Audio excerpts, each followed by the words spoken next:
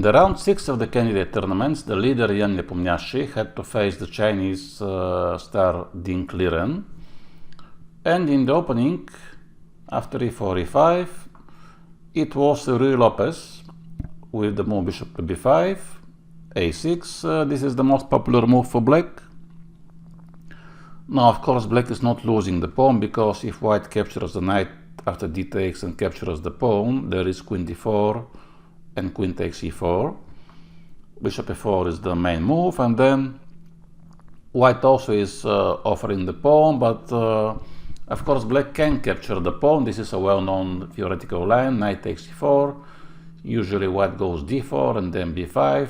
This is leading to the so-called open variation of the Ruy Lopez. But the most popular move is bishop e7. And now, usually white goes rook e1. But Nepomniachtchi decided to choose the line with d3. Now already the pawn is defended. So if black makes a castle, white would take the knight and then take the pawn. So black has to play b5, d6. And now a3 is not a very common line. Okay, what is the idea of this system with a3 and knight c3? Obviously, a3, the idea is that if black attacks the bishop with the knight, knight a5, if you don't push a3, black can just exchange the bishop. And this is a very important piece in this line for white. He has to maintain control on this diagonal. Now, if knight a5, simply bishop a2 is coming. And the other knight sometimes also could be pinned. And if black goes bishop to g4 and knight d4, this is something which white has to be prepared. And then the only possibility for white to unpin the knight could be to play h3 and then to play g4, because the bishop is too far away from e2. So this is one of the possible lines here for black to pin the knight. But Ding usually prefers to keep his bishop on b7 in this line, or to go to e6. He doesn't play often bishop to g4. He prefers to play more solid in general. He still goes for knight a5, and now bishop to e6. The idea of knight a5 is that sometimes black wants to push c5 and then to bring the knight back to c6. But now with b4, white is not allowing this to happen. Bishop takes, rook takes, and now knight goes back to c6. Now white is developing, and we can say that we have some kind of more or less equal position, in which now white has to take decision what to do next, and he decided to take on f6. And here he wants to control the light squares, and the plan is to use this outpost d5 for his knight, maybe to bring the queen to b1, b3, and to explore the light squares. He goes now directly knight d5.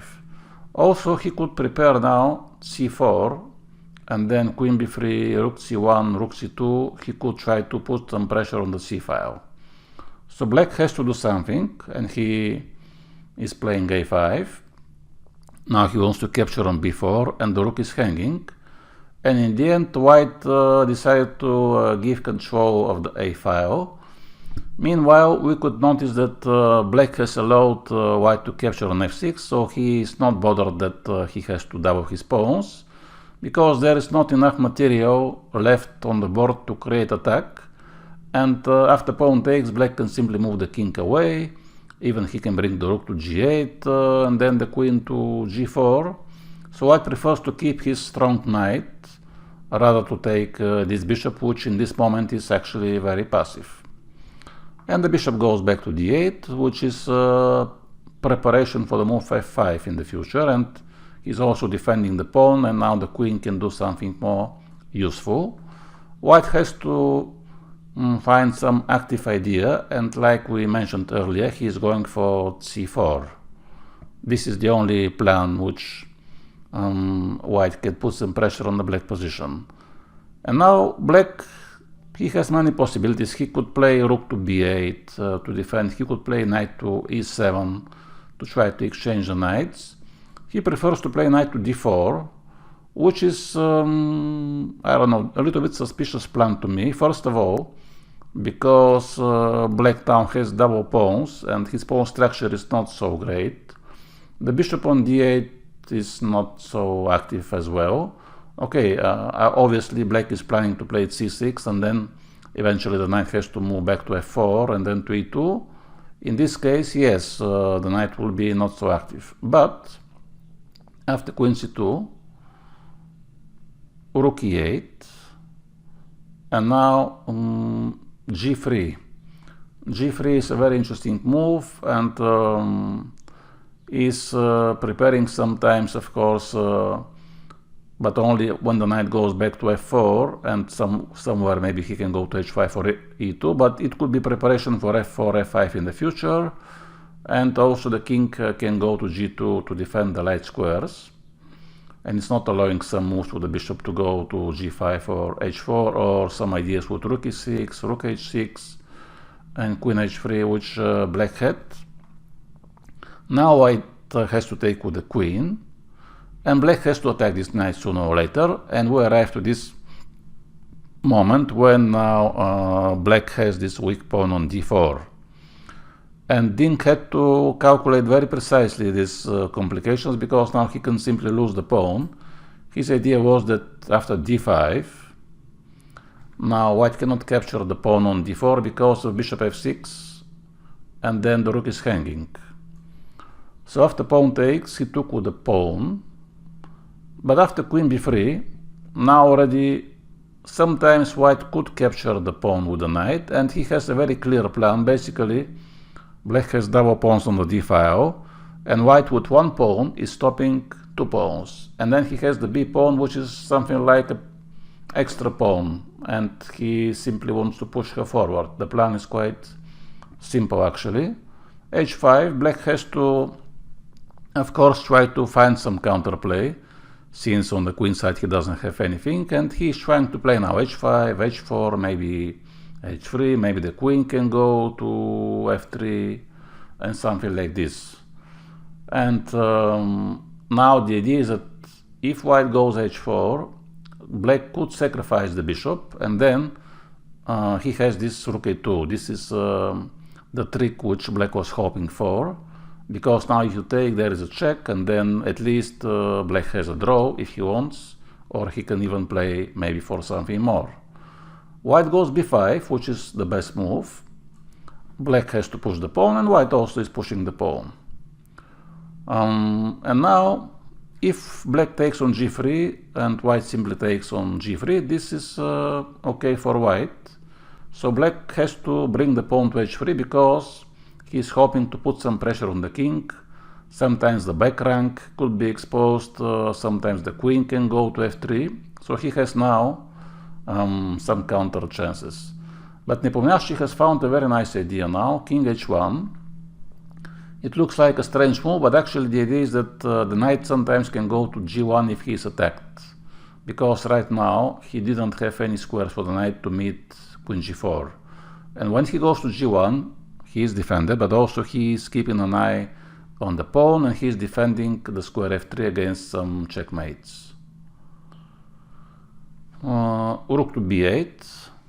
Black has to put his attention towards the b pawn. White also is defending very good the pawn. Now bishop b8. Maybe queen f5 was a possible move, but bishop d8 is more natural, because after queen f5 white could have taken the pawn with the tempo, and this is more human move. Queen b5. Of course white will be happy to exchange the queens, because after this, after queen takes, rook takes, both pawns are under attack, and also he can go knight f4, knight h3. Black has to defend. Meanwhile, of course, he's threatening checkmate. And now white has a few possibilities. He can take the pawn like he did in the game, but also he could even give this check, which is a little bit more complicated. Now he's defending the checkmate. And after rook takes, he could play f3. And then the queen has to move, but the bishop is hanging, the pawn is hanging, also queen h5 or knight f4 is coming. So white would have a big advantage here. but he chose to take on d5, rook a5, queen c6 now. White has to keep control all the time of this square, and now black actually had a chance to do something. Rook takes b6 was the best move, and he has to calculate now this queen e2, very important move, queen e2. Rook b8 is actually the only move to pin the bishop, and here rook e5, it was leading to some crazy lines where black is rook down, but he has now this idea, queen e1 mate, or queen f2, and then queen f3. So here, by the way, the only move for white, which is not easy to see in advance to defend against the checkmate, because queen c1 is queen f3 checkmate. So white has to find this idea to sacrifice the rook in order to take the pawn, and then he has extra pawn, but black has a very active position. In the game, Dink has played rook c5. Of course, now if white takes, there is queen f3 and queen g2 checkmate. So now this check is coming, and here knight g1 was the best move, defending against this checkmate.